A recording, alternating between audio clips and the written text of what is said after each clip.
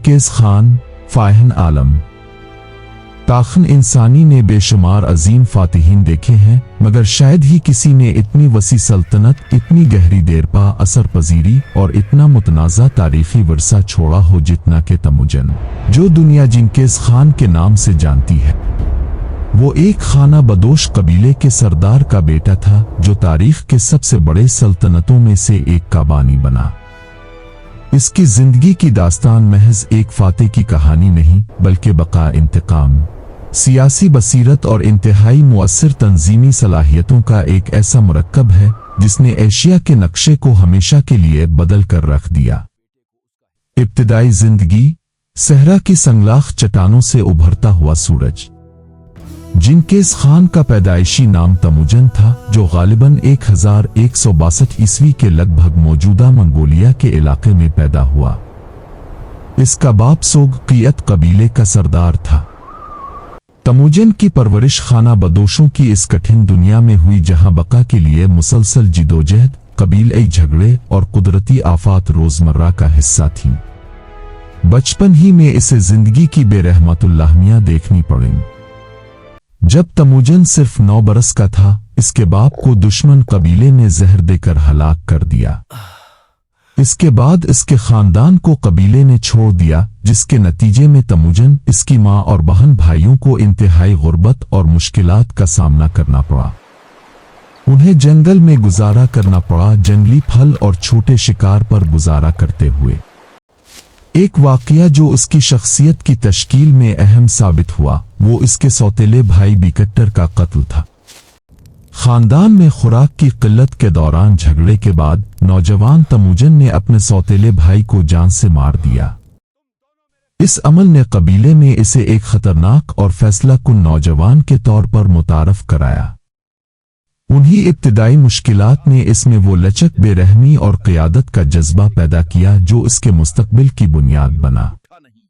عروج، منتشر قبیلوں کو متحد کرنے والا ہنر۔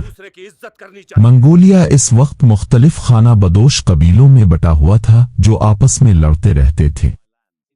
تموجن نے اپنی سیاسی ذہانت اور فوجی صلاحیتوں سے ان منتشر قبیلوں کو متحد کرنا شروع کیا۔ اس کی صلاحیت تھی کہ وہ دشمنوں کو زیر کرنے کے بعد انہیں اپنے وفاداروں میں شامل کر لیتا تھا۔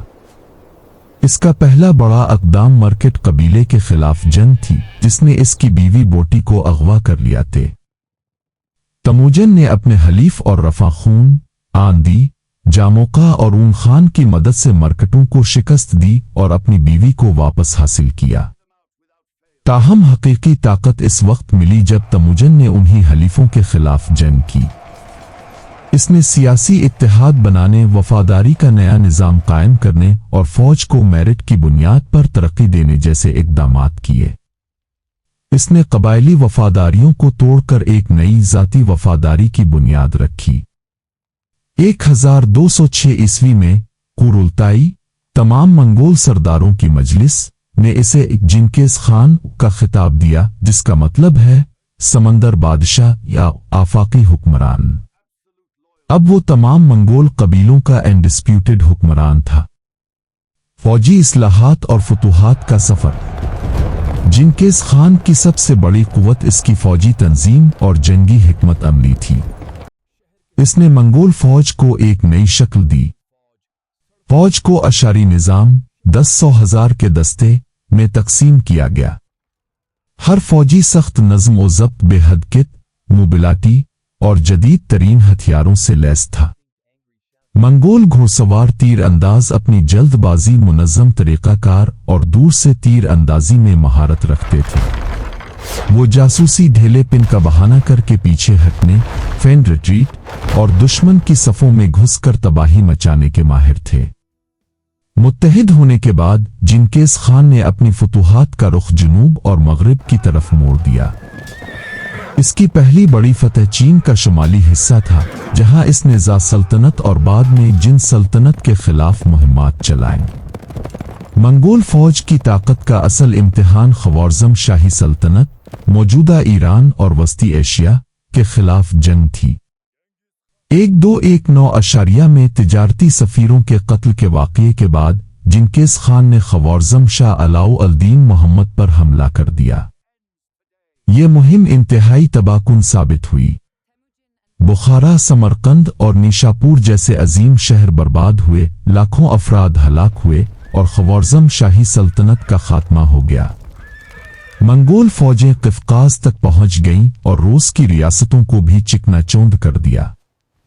मंगोल सल्तनत का निज़ाम हुकूमत जिनकेस खान महज एक तबाहकुन फातेह नहीं था, वो एक अजीम मुंतज़िम भी था।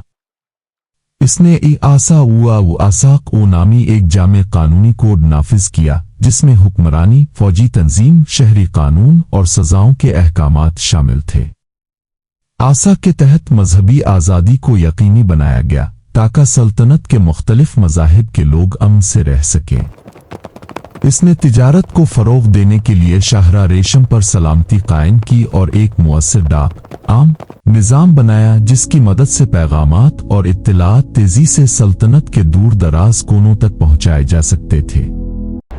इसने तहरीर को फ़रोग़ दिया और एक मंगोल रस्म अल-ख़त ईजाद कराया। ज़ाती ज़िंदगी और वर्सा जिनकेस खान की ज़ाती ज़िंदगी मुश्किलात से भरी रही। इसकी पहली और सबसे अहम बीवी बोटी थी, जिससे इसके 4 बेटे जोची, चुगताई, उक्ताई और तोली पैदा हुए। उन्हें बाद में सल्तनत के मुख्तलिफ हिस्सों खानान के हुक्मरान बनाया गया। इसने मुतअद्दिद दीगर बीवियां और कनीज़ें भी रखीं। जिनकेस खान का इंतकाल 1227 ईस्वी में तांगुत मुहिम के दौरान मुइन्ना बनी हुई वजूहात की बना पर हुआ। इसकी तदफीन खुफिया तौर पर की गई और उसकी कब्र का मकाम आज तक मालूम नहीं हो सका। जिनकेस खान का वर्सा बेहद पेचीदा है। एक तरफ इसकी फतूहात के नतीजे में इंसानियत की तारीख की कुछ बड़ी तबाहियों में से एक वाक़या हुई। मुअर्रिखीन के तखमीने के मुताबिक इसकी मुहिम्मात के दौरान करोड़ों अफराद हलाक हुए, बड़े शहर तबाह हुए और ज़री ज़मीनें बर्बाद हुईं। दूसरी तरफ इसने एशिया और यूरोप को एक ऐसे पैमाने पर जोड़ा जिसकी मिसाल पहले नहीं मिलती। मंगोल सल्तनत के तहत तिजारत, साइंस और सकाफती तबादले ने ओपिक्स मंगोलिका मंगोल का दौर शुरू किया, जिसके दौरान ख्यालात, इजादात और मुसाफिर शाहरा रेशम के महफूज रास्तों पर आज़ादाना सफ़र कर सकते थे। जिनकेस खान तारीख का एक ऐसा हमागीर किरदार है जिसे महज एक वहशी या एक अजीम रहनुमा के खाने में बंद नहीं किया जा सकता। वो मंगोलिया के सख्त सहराओं की पैदावार था, जिसने अपनी ज़ाती कुव्वत, इरादी, सियासी महारत और फौजी नाबगीपन से एक मुंतशिर खाना बदोश कौम को तारीख की सबसे खौफनाक फौजी ताकत में बदल दिया। इसकी फतूहात ने कदीम सल्तनतों का खात्मा किया, नई सरहदें खोली और तहजीबों के दरमियान राब्ते का एक नया दौर शुरू किया। आज भी मंगोलिया में वो कौमी हीरो है जिसने एक कौम को मुत्तहिद किया, जबकि दुनिया भर में इसका नाम फतह और तबाही दोनों की अलामत के तौर पर जाना जाता है। जिनकेस खान की कहानी इंसानी इरादे की गैर मामूली ताकत के हुसूल की कीमत और तारीख के धारे को मोड़ देने वाले एक वाहिद फर्द की सलाहियत की याद दहानी करवाती है।